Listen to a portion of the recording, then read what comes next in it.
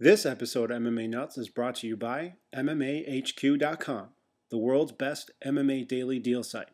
Boxing Box, learn the fight on instinct. And Opro, the world's favorite mouthguard.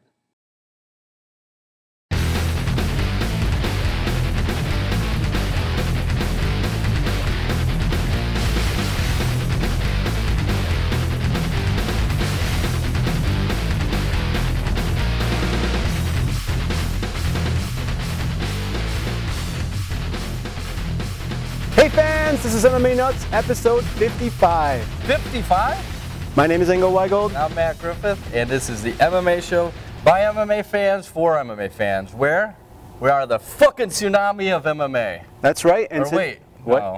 When are we? I don't know. Which is where we walk the line between serious and ridiculous. That's right. And today we have a special guest joining us. Who's that? 7-time world champion, 2-time open weight champion. Yes. Coach of former UFC heavyweight champion Brock Lesnar, assistant coach on The Ultimate Fighter. Also coaching Mike Russo. That's right, and also happened to be our coach here at FLO MMA, Comprido. He's Godfather. The Godfather. So, the first official guest of the show. Welcome. Thank you for coming to see us, and I'm sure the fans are pretty excited about this as our first official guest. And we have a lot of stuff to talk about, of course. But before we get into all that, let's talk about you a little bit, your background. Why jiu-jitsu? What made you want to do it? I started jiu-jitsu when I'm like 10 years old. I have a few friends who are training, and I have this gym across the street of my house. I tried for like a couple months, and I don't like very much. You know, I have this kid, he's a little bit overweight, and somehow they always put us to training together, the kid mounting me, and then, I give up. Nice.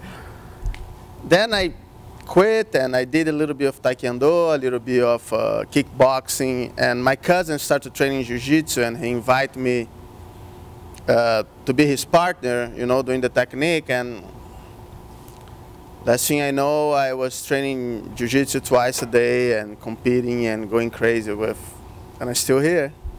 Still there. Now, is jiu-jitsu like a thing here in the U.S. where kids learn basketball in grade school? Do they teach jiu-jitsu there, or is it soccer is the predominant sport, or what is? Is soccer a real sport? Yeah, right. Is soccer a real sport? Yeah, in Brazil, soccer is the biggest sport from far, but it's a little bit different there. You don't have sports on the high school, you know. If you want to practice sport, you have to looking for an academy. And of course, soccer is huge. You can play soccer on the street with your friends on the beach. But we have a lot of people who like to train in jiu-jitsu. It's not as big as soccer, of course, but I hope get close one day. Yeah. So, well, you're very decorated, of course. So we mentioned that when we started. You have a lot of world titles, and you've been to many competitions. Can you tell us, what was it like winning the first one? Was it special? Was it as good as the second, or what's? Oh yeah, it's always a different feeling. I remember, like, my first year, I lost every single competition I went through. Actually, the last two tournaments I won, but I lost a lot, you know. And the first fight I win on my life is because I was choking the guy, and the guy beat me. Nice. You know? Which of course is not legal, right? And be disqualified. Okay. You know, I was really mad. I wanted to, you know, kind of fight with him. And then when they raised my arm, I said, you know, it's better I stay and go to the next round, took the victory. Mm-hmm. But then I keep going and losing, and every time I compete and every time I win or lose, I improve a little bit. And finally, I remember it was December. It was two tournaments, one December 5th and the other December 12th. And I won these two tournaments, and then I started being successful in competitions. I see. So Matt and I were talking to you a couple weeks ago. You told us an interesting story about what happened your second time. Someone actually died in the competition, right? Right before. Can you tell us about that? Yeah. No, this is on the World Championship in 2000. Okay. That's the same year when I get my second world title on the absolute black belt. So one of the competitors on the brown belt division, he was fighting, and he basically just dropped and died. We have to remove him through the mat. You know, a bunch of the fighters, we pick him up and we put him on the ambulance and stuff. Unfortunately, he don't survive, and we learned that what caused that is this guy was using steroids for animals. Mm-hmm. You know, he wants to increase the performance and doesn't work very good for him. Mm-hmm. You know, and recently one of my friends make a statement about steroids, Caio Terra. Felipe Costa was talking about that before, and I feel obligated to mention that, and I really feel nowadays it's having a lot of jiu-jitsu fighters using steroids, and you know, we're just looking for regulation. I don't want to point fingers to nobody. I just want to start something new for the next tournaments next year, whatever is the case. Mm-hmm. Let's gonna make this, you know, against the rules, because right now, is there any testing at all in jiu-jitsu? No, it's no testing at all. It's not even at the black belt level. No, okay. Don't say nothing on the rules from the federation. What doesn't mean is legal.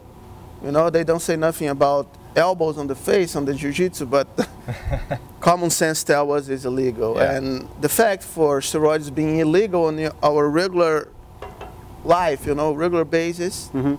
So that's tell us during the competitions you should not use. I'm not gonna come here and say, oh yeah, they testing in UFC, they test in football, they test in baseball, so nobody used that. They will still use in Brazilian Jiu-Jitsu, but I think the regulation will help to reduce these. And you know, we should give a good example for our kids. You know, I have my sons who training, and I have my students, and I really wanna let them with the image of healthiness, not, you know, something fake like that. Right. So you think that's what's holding jiu-jitsu back from being in the Olympics, possibly? Not just that. That's one of the things. Jiu-jitsu is still a lot of development to do, and this is just one of the steps we have to give to be in a higher level, be more recognized. You know, we produce a lot of great fighters, but the sport, Brazilian Jiu-Jitsu, is not profitable. You know, we make money teaching, or you know, basically teaching and having the gyms and teaching seminars. You know, one or other tournament give us a little bit of money, but it's not enough. We don't have sponsors. You know, so I think we have to start and you know, little by little, take the things away, clear the way to growing, you know. And I don't think, I really believe go against the steroids is something we're gonna bring our sport for the next level. Mm-hmm. Now, are the tournaments all regulated? Is it one governing body that controls it, or is it seems like there's so many little tournaments everywhere? Yeah, like we have the International Brazilian Jiu-Jitsu Federation, what's the most traditional organization. Mm-hmm. They have better rules, and they have, you know, they are much better organized than everything else. In Brazil, we have another federation, not as big as the International Brazilian Jiu-Jitsu Federation. And around the world, they have a lot of little tournaments, sometimes not little tournaments, some tournaments are pretty big, who doesn't follow the rules for the International Brazilian Jiu-Jitsu Federation. So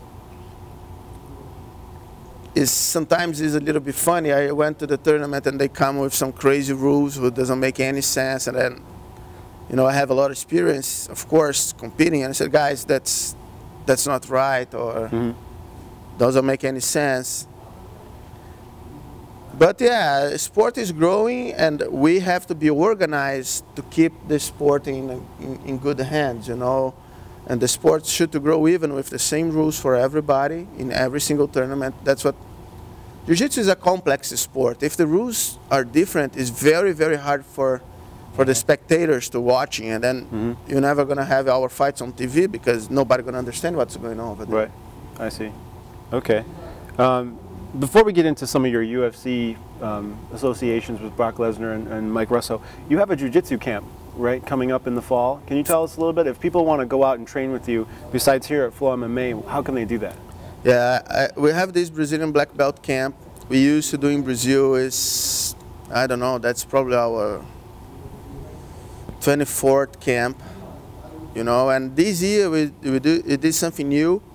We always been in Brazil. Now this year we're going to be in Greece. We find a great location, a resort right on the beach, 30 minutes from Athens and close. Sounds nice. A lot of sightseeing. And the deal is you go, you can even bring your family if you want to. And we're going to have 2 classes a day. A lot of technique is not that much as conditioning. It's not the camping, the camp based on conditioning and wake up early. So we're going to have probably one class at 10 in the morning, another class at 6 afternoon. And the rest of the time, we're going to hang out. We're going to have fun. We're going to see the sightseeing. We're going to the beach. We're going to the pool. We're going to eat, and you know, we're going to watch shows. And you know, it's a balance between vacation and training. But our main focus is on the technique. Okay. You know, and I'm pretty confident. This location is great. You guys can find some more information on BrazilianBlackBelt.com or CompridoBJJ.com. But I'm really excited with that. It starts September 10, so still warm over 1 there. week? It's 10 days, September okay. 10 to 10 days. September. And you're a big fan of that part of the world, right? It's kind of like a... Yeah. I like ancient history a lot. And I have good friends in Greece, you know, and I really feel good to go there. I'm always well treated, and I like the food. I like, you know, the culture, and it's amazing. It's amazing you go for a place who was built 4,000 years ago, and you're still amazing. You know, like I cannot imagine a farmer 4,000 years ago walk inside the Acropolis. You know, that's yeah. Like going in a spaceship. Right, yeah, for them, sure. Even now it's amazing. I mean, how can right. Because they have amazing coconut juice. Like if you notice, we're not drinking beer, so we have some coconut juice. Trying to kill us. We're saving our livers for later, UFC 129. It's going to be out later tonight. So speaking of UFC now, you know you're training Brock Lesnar and Mike Russo. Russo's coming off of that TKO win over John Madsen. And he's proven that he's got heavy hands, he's got a solid chin. Do you think we're ever going to see his ground game at some point? Yeah, he been doing well on the ground too. You know, if he goes to the ground, he's a dangerous guy. You know, I know.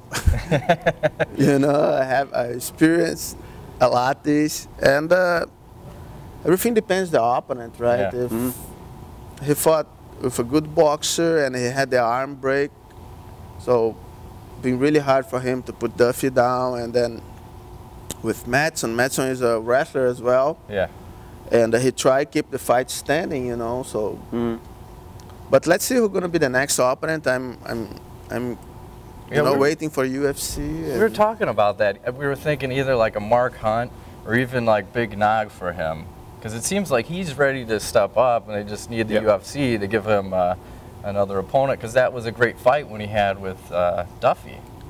Yeah, I think Mike already showed he has a lot of heart. Yeah. You know, he's somebody who works daily basis. He's a police officer here in Chicago, you know, work on the patrol.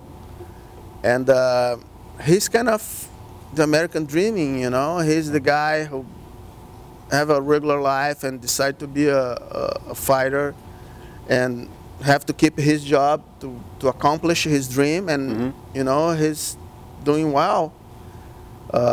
He show a lot of heart, you know. I don't remember to see nobody get beat so bad as he was I think it was the best comeback of last year for sure. Yeah, Todd beat him bad, and with that arm break, you know, I couldn't not asking nothing for him. When he come to me on the corner and said, "I think I break my arm," and you know, I even could not say go back there, and I could not say stay here. You know, I just be silent for a few seconds and then start to give another different instructions to him. Right.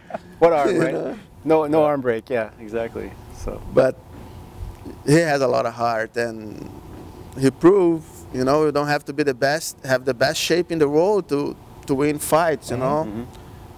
Use technique, fight with your heart, and you're going to succeed. You don't need steroids, guys. Come on. Yeah, right. Well, like Roy Nelson, a lot of guys gave him trouble, make fun of him because of his big beer belly, but he's pretty tough. I mean, yeah, just like Mike. Technique and heart and chin, too. Technique, heart, and chin. So Roy Nelson showed he's really, really tough. He has a background really good, but he won the tough season.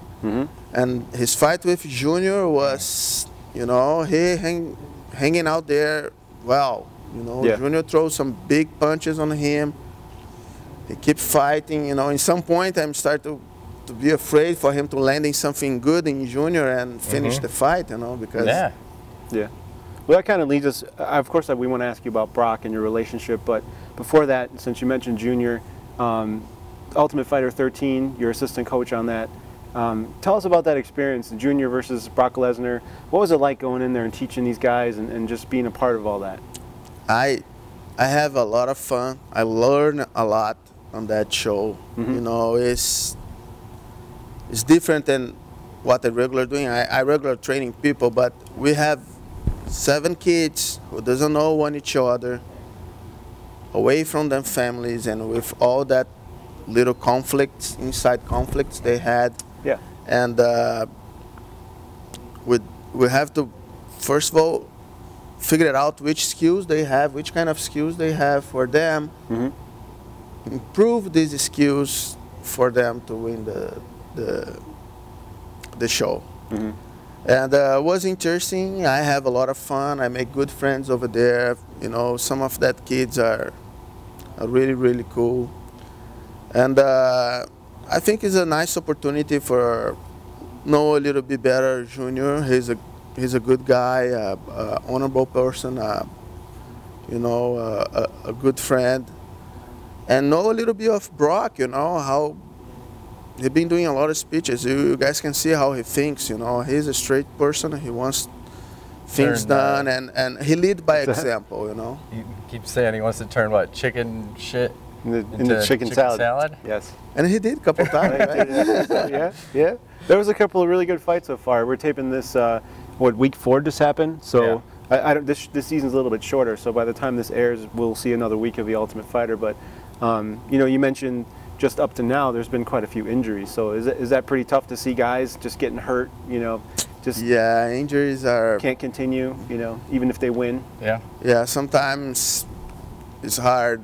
So, like you guys said, this is going to be on the air in 2 weeks. I already know what's going to happen, but we've been seeing a lot of guys have to drop off the competition, and some other guys, you know, that finger injury was pretty nasty. We have that shoulder injury. We have Shamar cutting the eye, and who knows what else is gonna happen. Someone's gonna get thrown through a wall. Who knows? Yeah. He won't tell us, so we've been asking him every week. I saw that preview. There's a hole in the wall. He says, "You'll see." So, can we ask you a little bit about Brock? I know that know he's a private guy. You know, obviously there's things maybe you know about him that he doesn't want people to know. But how did that start? Like, how did you and Brock initially get connected? I have a student, Bruce Hoyer. He's go to my camp in Brazil. He lives in South Dakota, and he used to go and train with the guys in Minnesota Martial Arts and training with Brock over there. They are looking for a jiu-jitsu guy for training and also an instructor. He had Paulson and Greg, who are black belts in jiu-jitsu. They have great ground skills. But they wanted somebody maybe a little bit more fresh, who's still competing. So I go down there and we're training for a week. Everything went good. Next fight, they asked me to go again for 2 weeks. And, you know, we start to develop a stronger relationship. They start to trust me. I start to trust them. And the funny thing is, the first time I get the call from Brock's manager asking me to go and train him, I had no idea who was Brock. You know, in Brazil, we really don't watch WWE. Okay. And I heard some big guy from WWE merged to UFC. Then I call a friend of mine, Kid Peligro, who also has many books and works with jiu-jitsu. I said, hey kid, I got invited to training with this guy, Brock Lesnar. I said, oh, awesome, that's gonna be a great opportunity for you, I said. And I said, yeah, you really should to go. I said, he's like 230 pounds, right? And kid said, no, it's not. Said, what, he's lighter? No, man. No, he's big. He's a lot bigger than that. Yeah, I said, damn it. I gonna be honest, I was a little bit nervous when I seen Brock the first time. Said, I will get injured training with this guy. But he's a self-confident person and he doesn't have to prove nothing when he's training, so he never freaking out over me or nothing like that. It's always a learning experience. Of course, the guy's stronger. Of course, the guy's faster and skillful.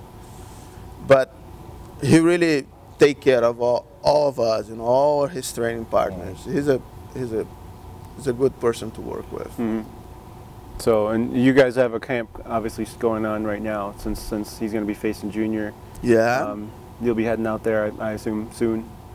Yeah, I will be there tomorrow, and Brock is in a great shape. He's gonna have a great opponent, you know, maybe the toughest opponent, you know, in his career. And I'm confident he's gonna be successful. You know, he has his mindset, he has his training going on good, his conditioning is good, his health is awesome. You know, he's healthy now. He doesn't have that problem anymore. He changed his diet, so. You guys know, when Brock step on the cage, it's always a nice show, you know, win or losing. Yeah. That's something what they've been saying.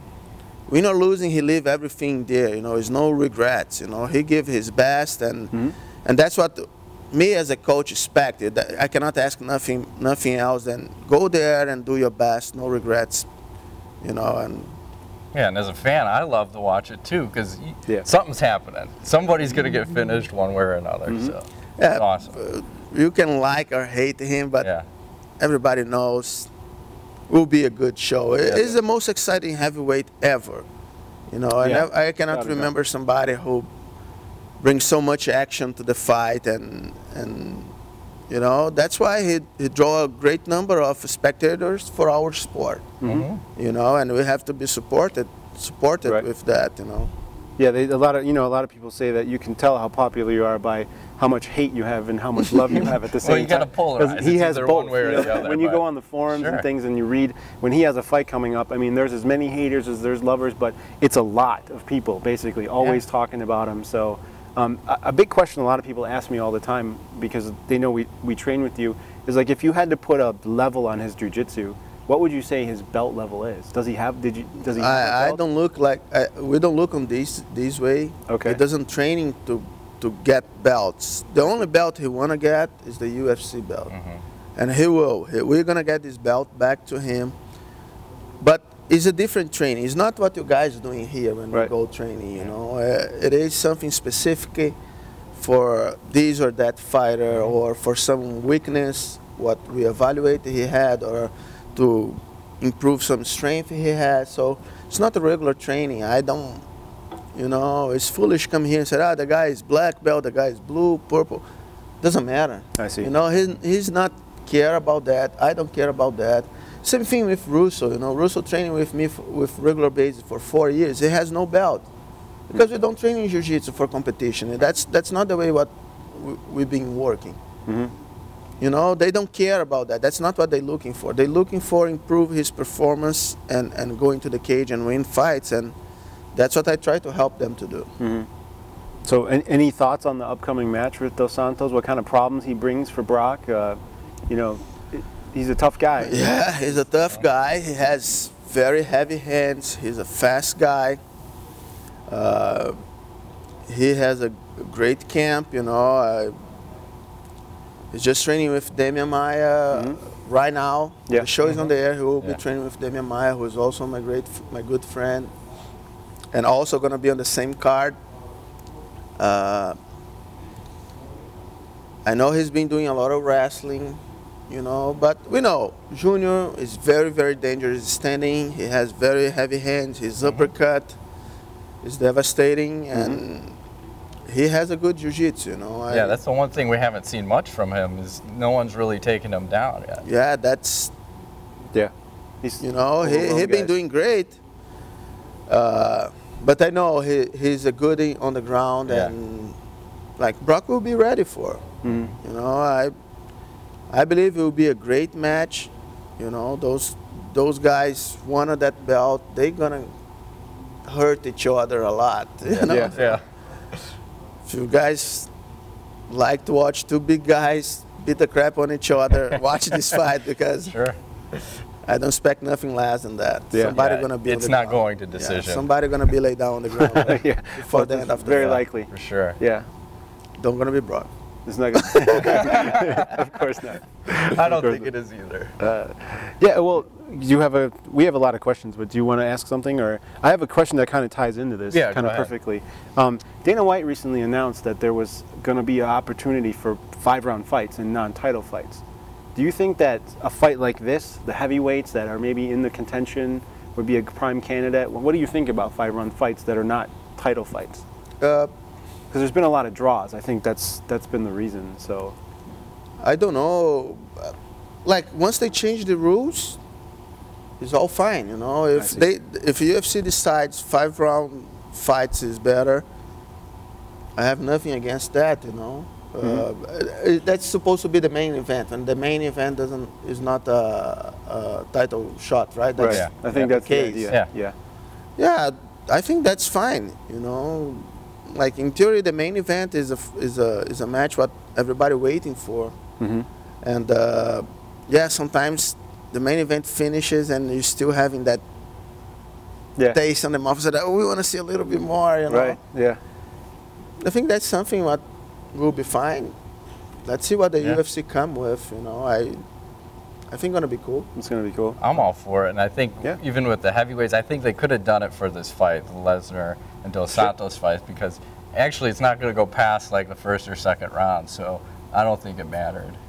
They could have done it. It's the lighter weight divisions, I think, that it will make a big, because you've had so many draws recently. It's just, like you said, you see a fight, these guys are go and go, go, and then, nobody wins. It's kind of just, it lets you down, like you didn't get your taste. Well, that leads to the question, like, should they have like an overtime if there's a draw? Because they kind of do that on the Ultimate Fighter season. Yeah. When they go to 2 rounds. Yeah, but Ultimate Fighter is just 2 rounds. Right. So if you win the 2 rounds, is pretty much is the best of 3 what they're doing. Yeah, you know? I see. Somebody has to win 2 rounds. If the same guy win the first 2 rounds, they don't see any reason to make the 3rd one. On the regular UFC fights, they are 3 rounds, so somebody will probably win 2 rounds. But, you know, they have something like that in Pride. It used to be 10 minutes. Sometimes it's a 10-minute round and then a 5-minute round. The fact of the same round being longer, so I think gives more space for things to happen. You know, sometimes the guy reach a good position with 4 minutes of fight. He started working there, and the fight stop, and they come back standing. I don't know. I think, you know, on sport, you always have to adjust the rules to make the sport a little bit more interesting for the public. I personally don't like too much the way they score the points, you know, like copying the boxing. I come for a sport where when you score a point, you know you are ahead. It's pretty clear. And I don't know if maybe if they have a green light on the top on the corner, and then they say right away who won the round or how many points the guy has is ahead. Might this make a little bit more exciting? You know, if you know the fighter knows he won the first, he lost the second. When they come to the 3rd, they have to kill each other. Right. You know, I don't know. That's the idea. I'd like that, because even sometimes the coaches think that their guys ahead, so they're telling them, "You're ahead 2 rounds now. You just have to, you know, close through on the 3rd round." It's hard to tell. You know, on the way that they score points, it's hard to tell. Yeah. Well, I think the biggest problem is the jiu-jitsu.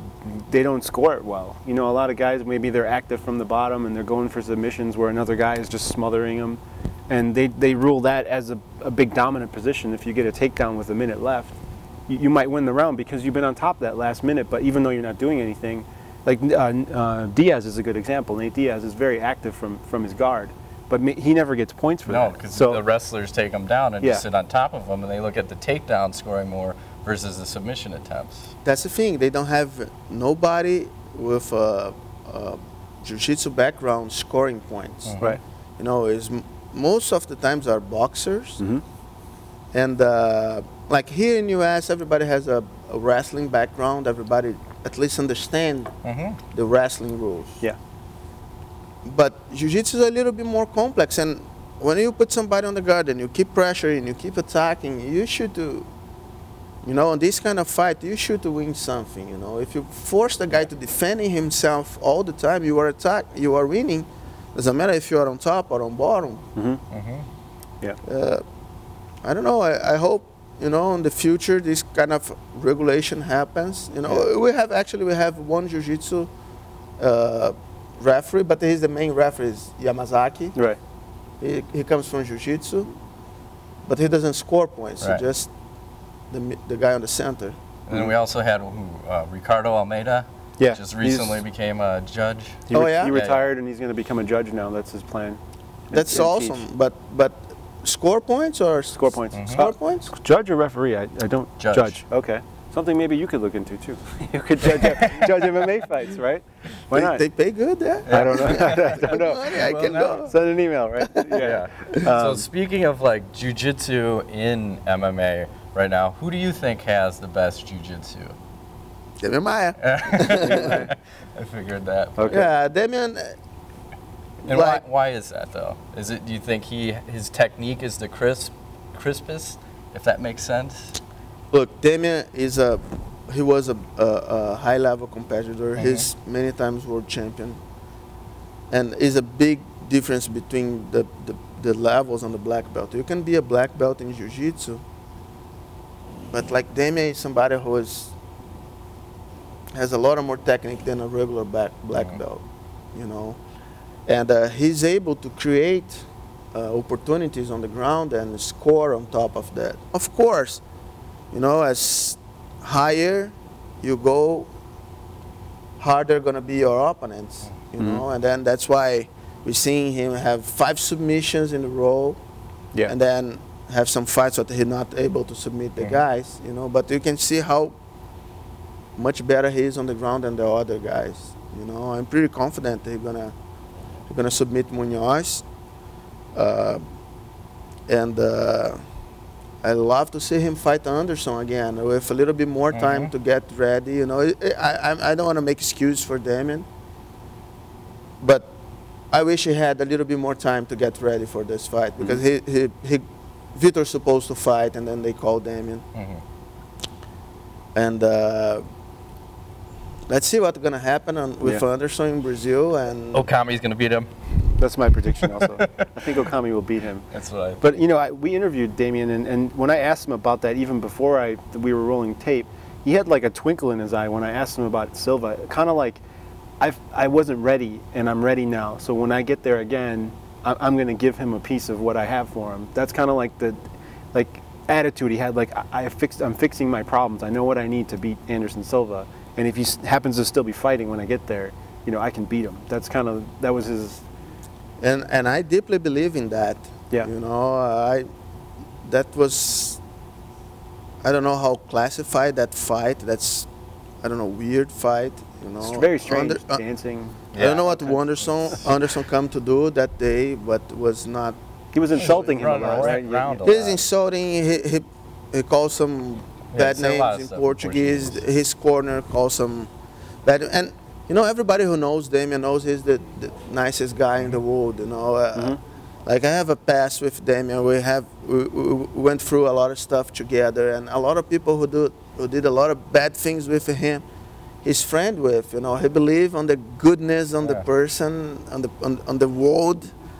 And he's a very nice guy, you know. And there's no reason for Anderson to behave like that. You know, he did nothing against Anderson. He did never make any statement to compromise Anderson's credentials. Anderson is a great fighter.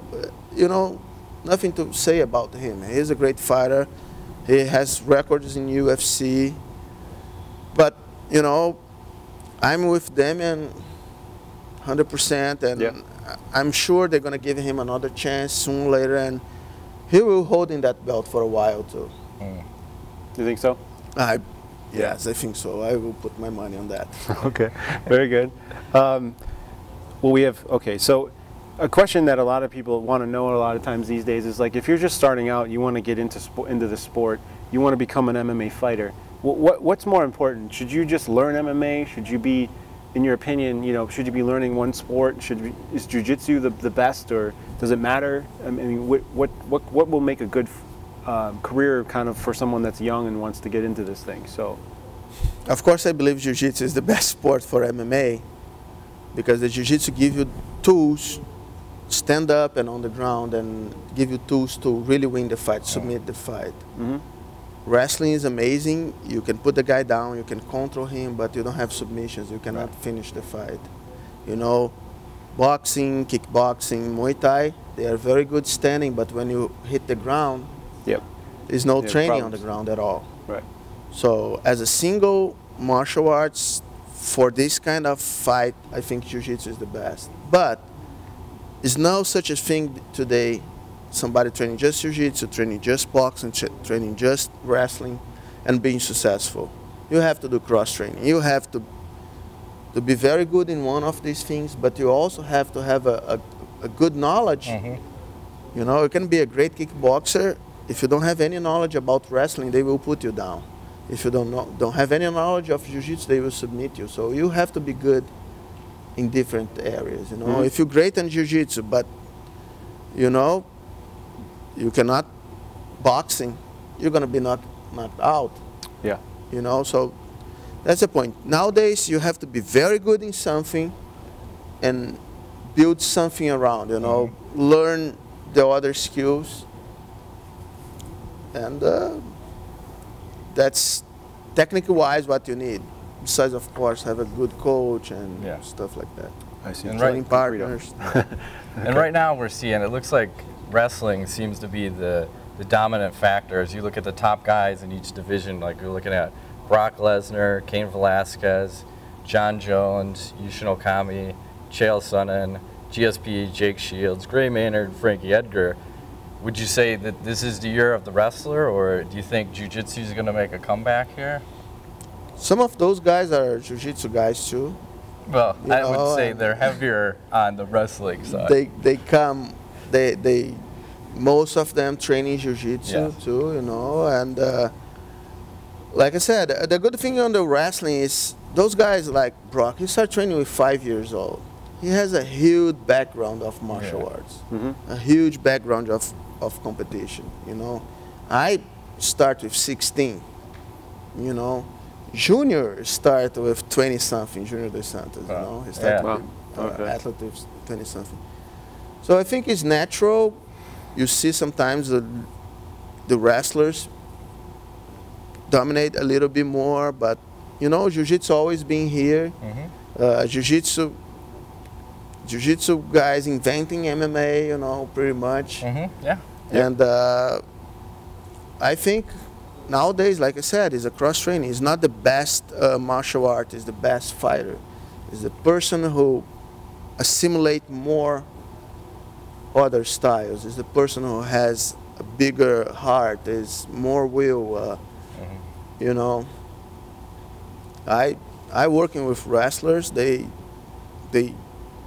working different than the jiu-jitsu guys, and you know, I'm learning a lot with this experience, and I'm sure they're learning a little bit with me too. So we have a few more questions, but before we do, we want to get into some sponsors really quick, so you guys can just sit tight, have a drink, and I'll get this going. So we have sponsors.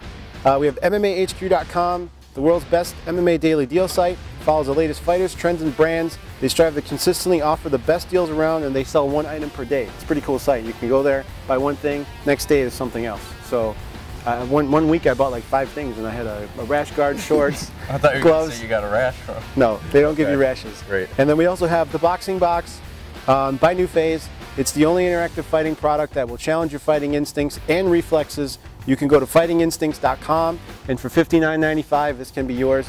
And we actually sent one here to FLO. Yeah. And Coach Josh is going to get one going for the guys, so it'll be interesting. We'll post that up in a few weeks. And the last sponsor is Opro.com, the largest mouthguard manufacturer in the world. They provide custom fitting mouthguards to schools, colleges, clubs, and individuals. And they're worn by club players, international stars of rugby, football, hockey, lacrosse, and of course martial arts all across the world. Opro.com, they make a great product. You should check them out. And then I noticed you're wearing your Subculture. Is that a sponsor of yours? Yeah, he's a great friend. Great friend? He helps me sometimes, and you know, I mentioned before, I don't see Jiu-Jitsu really doesn't have any sponsors. No. You know? It's even the big people guys who help you. No, like a Tama. no, not you know? really. No, They don't sponsor people. you cannot survive with that. With That's too bad. what the guys give you. You know, that's why the sport has to grow. You have to. Yeah. You know, to be able to make money, you know, not having to you know, to keep teaching for pay your fee for the tournament. You know, that's what I did my whole life. I was teaching to make money, to be able to travel and to pay my fees and to pay for my training. You know, I have I don't call that sponsor. I have a lot of people who help me, a lot of companies who help me, but unfortunately, you know, the sport is not that big yet. Yeah. Still growing. Let's pray that now Jiu-Jitsu is growing in America, and that's the country of the opportunity. Let's see. I think the big thing is too, though, if you get it into the Olympics, then that's going to get a lot more like worldwide exposure. So. But the Brazilians will win every time, right? Is it really fair?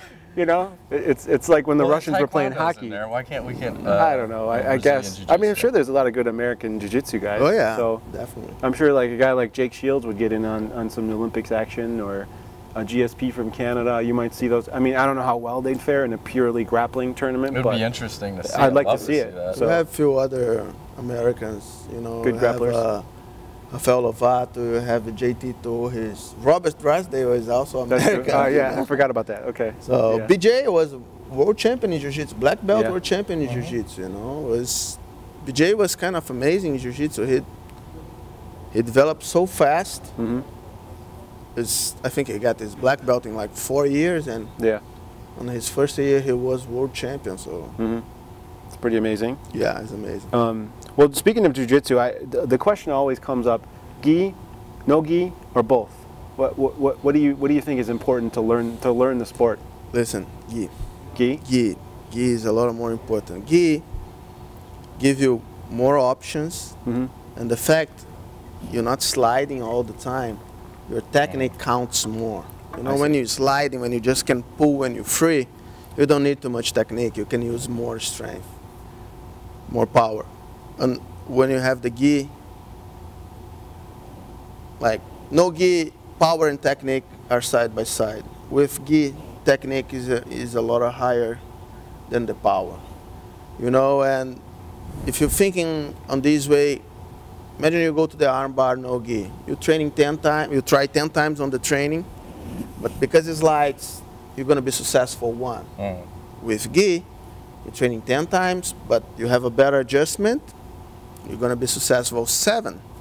I see. So after 1 month, you know, you try 300 arm bars and you make 10, you see, you're going to thinking, you know, that thing is not that easy. I should looking for something else, and you forget about it. The guy who's training with gi, he's going to finish the position a lot more, and he's going to develop the body movement.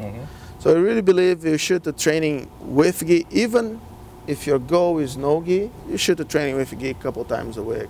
Okay. You know, but even if you don't, if you don't have the chance to training with gi, training no gi, please. You know, that's gonna keep doing sports. I see. Okay. And kind of building off of that. I don't know what your take is on this, if you even have one. Eddie Bravo is always a controversial topic in the jiu-jitsu world, because a lot of people say that he's claiming things that have been around forever for his own. Like, what do you? And he kind of follows the spirit of gi is not important. He says that no gi is more important for MMA especially, and he has, of course, his system, the Twister and 10th Planet. Jiu-jitsu. Do you have any opinion on this? I mean, is that something that bothers you, or? I think he's a great marketing person, you know. Mm-hmm. He's very good in doing marketing. He's very good in create names and, you know, in claim things. But on the bottom of my heart, I don't think he inventing nothing. It's all stuff for being like Twister is for wrestling movement. That's 100 years ago, people doing that. Yeah. Hober Vanguard. He come with good names, you know, Yeah, like funny stuff. He come with the Twister. The crackhead so I control, credit him all for that that. stuff, yeah. Hober Vanguard, you know, people do this in Brazil forever. And, you know, the truth is, he's a Jean-Jacques Machado black belt. He trains with gi his whole life. He has to build himself using the gi. Then he he doesn't compete too much. He won a couple fights, no gi and stuff. And he want to be different, you know. And when you're different, you always attract a group of people for your stuff. Has some guys who doing, has his 10th Planet Gym and Yeah, he's got 29 schools. 29 schools. How many world champions? None, I don't think. I have no idea. Maybe they have some no-gi Maybe. world champions. Well, George Sotiropoulos is one that comes to mind. That's a pretty. That guy is very good jiu-jitsu guy. Jiu-jitsu. But as far as you mean in jiu-jitsu tournament Yeah, champions? grappling tournament. I can't. I wouldn't know for sure. Yeah. So I don't know neither. Like George has a great skills on the ground, and you know Eddie Bravo is a black belt. He knows jiu-jitsu. You know but he's a good claimer. You know that's what he Markets himself well. Yeah. And you know I'm kind of jealous of that. You know I wish to be able to, you know, to promote myself on the way he does. You know, and he has a big group of followers. Yeah. Guys, sorry my English, you know, That's fine. I'm not here long enough to speak properly. So, but yeah, he used the media well, he used the internet well, you know, and he deserves credit for that. But I'm still thinking you have a lot of options to learn jiu-jitsu, and you know, we have to looking for many different, in many different ways, many different dimensions. You know, you cannot be attached with one game, just one kind of game, just one kind of guard, or just one kind of passing guard, one kind of submission. So. Okay. Do you have any other questions for Comprido here? No, I was just saying though, like before we go, I wanted to see if Comprido could maybe show us or demonstrate one of his favorite submissions, and I will accept. Yeah, we can do that once we wrap the show up, and I'll edit it into this part. We can do it over on the mats over there if you don't mind. Oh, okay, so no problem. That's so fine. then you can see what kind of technique you can learn here at FLO MMA. Yeah. So normally at this part of the show we do viewer mail, but since I failed to remember that there's no internet here, I don't have any viewer mail. I thought maybe if you had one, you could share a funny story about the sport or anything. Maybe if something comes to mind, not to put you on the spot, but is there anything that comes up to mind offhand that, you know? Funny story. I don't know. Like talking about Damian. Damian was like I mentioned before. He's a really nice person. You know, like he's somebody who never talk loud. You guys see him teaching. He even very quiet. You know. So he's never mean with people. He's never, you know, pushing people around or nothing like that. And then he was getting ready for his first big MMA tournament, you know, super challenging in Brazil.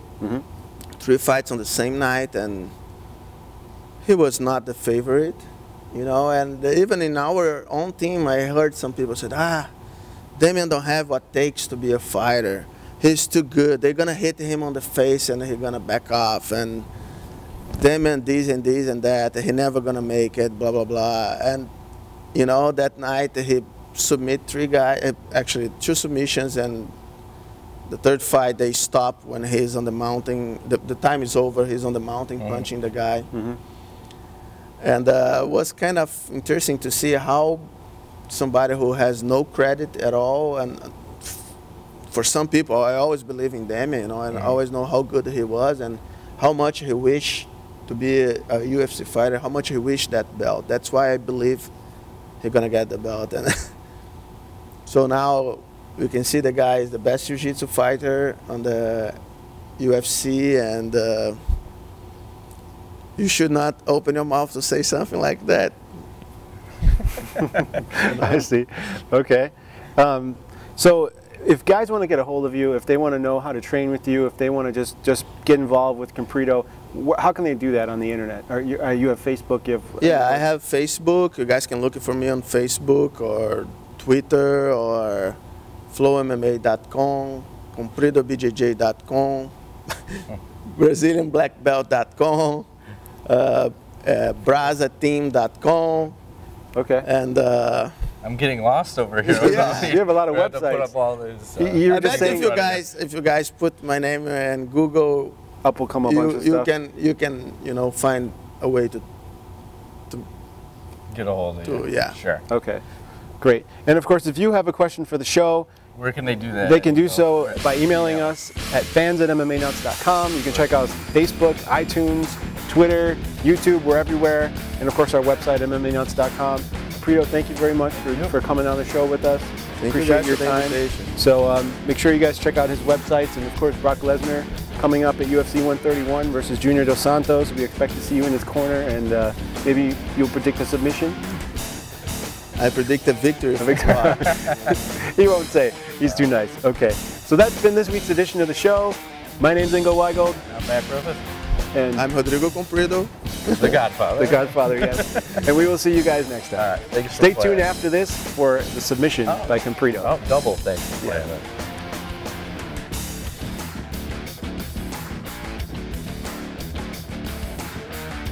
You probably. What are we going to demonstrate? Armbar. Armbar. Okay. So, I'm excited. Matt's excited. Ready to get Comprido's ready. He's a lot smaller than Brock Lesnar, right? Is his arm still intact? Let's see what he can do. I'm not gonna do anything.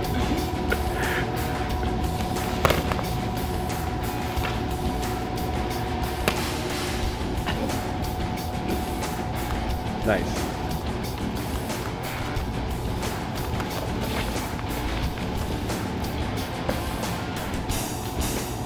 Matt doesn't have a gi. No. I'll just keep recording. That's good. You guys can keep going or stop either way.